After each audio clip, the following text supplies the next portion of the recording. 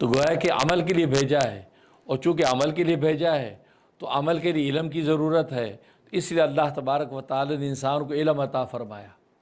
اور ایسا علم عطا فرمایا کہ ایسا علم ملائکہ کو بھی نصیب نہیں ہوا، جو ہر وقت اللہ تبارک و تعالی کی عبودیت میں ہیں، ہر وقت سجود و تسبیحات میں ہیں، لیکن جب اللہ نے اس علم کی تقسیم کی تو آدم علیہ السلام کو اس درجے کا علم عطا فرما دیا کہ ملائکہ کی بھی دیکھ کر ششدر رہ گئے کہ یار یہ علم تو ہمیں ہے ہی نہیں۔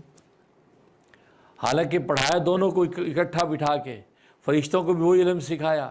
آدم کو وہ علم سکھایا، لیکن جب آپس میں مقابلہ کیا تو ظاہر ہے کہ آدم علیہ السلام نے فر ہر چیز بتا دی، اور فرشتے ہکا بکا دیکھتے رہ گئے۔ کیوں؟ اس لیے کہ ان کے اندر علم کی استعداد ہی نہیں ہے، ان میں علم کی صلاحیت ہی نہیں ہے۔ ایسے ہی ہے ایک ان پڑھ آدمی جو میتھمیٹکس کے واقف نہیں ہے، ایک جو میتھمیٹکس سے واقف ہے، ان دونوں کو آپ اکٹھے کلاس دے دیں اور اچھا لیکچر پروفیسر دے دیں کہ میتھمیٹکس سے نومیریکل یوں حل ہوتے ہیں،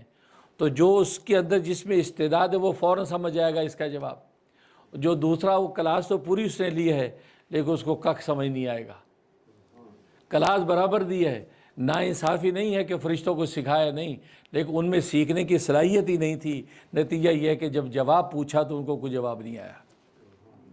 جس پر فرشتوں نے کہہ دیا سبحانک لا علم لنا الا ما علمتنا، اے اللہ آپ کی ذات پاک ہے، کیا ہمیں بس اتنا ہی علم ہوتا ہے جتنا آپ ہمیں سکھا دیتے ہیں، جتنا علم آپ ہمارے اندر گھٹی میں ڈال دیتے ہیں، گویا کہ ایک روبوٹ کی طرح پروگرامنگ کی جتنا علم کی آپ نے ہماری کر دی ہے اتنا تو ہمیں علم ہے، اس سے زائد اگر کچھ پوچھیں گے تو ہمیں کچھ پتہ نہیں۔ باقی آدم کو آپ نے جو علم دیا وہ واقعی ایسا علم ہے کہ جب آپ نے اس کو ایک بات سکھائی اس سے آگے 10 باتوں کا استنباط کرتا ہے، ایک جزیہ آپ نے بتلایا اس سے آگے 10 جزیے نکالتا ہے، ایک فارمولہ اس کو دے دیا اس فارمولے کے تحت ہزاروں سوال حل کرتا چلا جاتا ہے۔ یہ استعداد تو نے آدم کو دی ہے، لہذا واقعی وہ مسجود الملائکہ یعنی سجدے کے قابل تھا۔ ہمیں یہ اعتراض ہوا تھا کہ بھی ہمیں ان کو سجدے کرا دیے، یہ آدم میں کمال کون سا ہے، لیکن سمجھ میں آ گیا کہ آدم میں جو کمال رکھا ہے وہ ہم میں نہیں ہے۔ تو یہ تو علم اللہ تبارک و تعالی عطا کیا، اور علم کی بنیاد پر ہی انسان کو فوقیت دی، اور عمل کو اس علم کا محافظ بنا دیا، علم کو محفوظ کر دیا اور عمل کو اس کا محافظ بنا دیا۔ گویا کہ عمل اس علم کو اپنی آغوش میں لے کر وہ اڑتا ہے، وہ اللہ تبارک و تعالیٰ کی طرف پرواز کرتا ہے۔ اس لیے قرآن نے کہا وَإِلَيْهِ يَصْعَدُ الْكَلِمُ الطَّيِّبُ، اللہ ہی کی طرف پاکیزہ کلمات عروج کرتے ہیں، چڑھتے ہیں، وَالْعَمَلُ الصَّالِحُ يَرْفَعُهُ، اور یہ عمل صالح اس کو اٹھا لیتا ہے۔ تو گویا کہ عمل یہ اس علم کو لے کے اوپر جاتا ہے، اور علم محفوظ ہو کر اللہ کے یہاں پہنچتا ہے تو اللہ تبارک و تعالیٰ کے اس کا اجر رکھتا ہے، کیونکہ نیرا علم یہ اجر کا مستحق نہیں ہے۔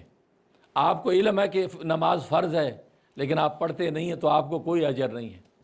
آپ کو پتہ ہے کہ روزہ فرض ہے لیکن آپ رکھتے نہیں تو آپ کو کوئی اجر نہیں ہے۔ آپ کو پتہ ہے کہ حج فرض ہے لیکن آپ حج کرتے نہیں ہیں تو اس کا آپ کو کوئی اجر نہیں۔ تو گویا کہ جتنے اعمال ہیں اس اعمال کی بنیاد پر اجر ملتا ہے۔ اس کا نفس علم ہونا یہ تو پہلا سٹیپ ہے کہ آپ کو پتہ ہونا چاہیے کہ اس بات کا علم ہے، لیکن اس پر اجر آپ کو کچھ نہیں ہے۔ اجر آپ کو ملے گا تو عمل پر ملے گا،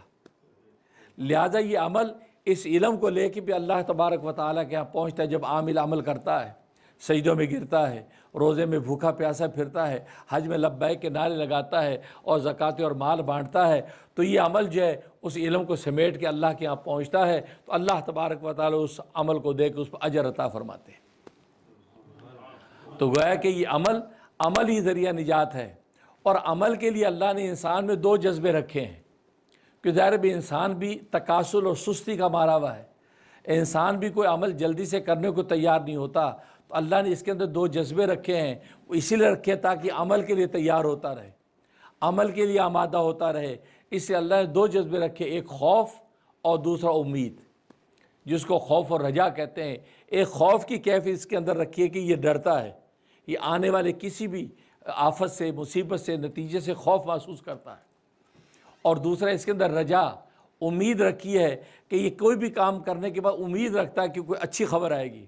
امید کی بنیاد پر انسان بہت سے کام کرتا رہتا ہے، حالانکہ اس کا رزلٹ نہیں آیا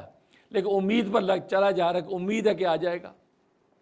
تو خوف امید یہ دو جذبے اللہ تبارک و تعالی انسان میں رکھے ہیں. اگر یہ جذبے فنا ہو جائیں، اس کے اندر یہ دونوں جذبے نہ ہوں، تو انسان کی زندگی بالکل بیکار اور نکمی ہو جاتی ہے.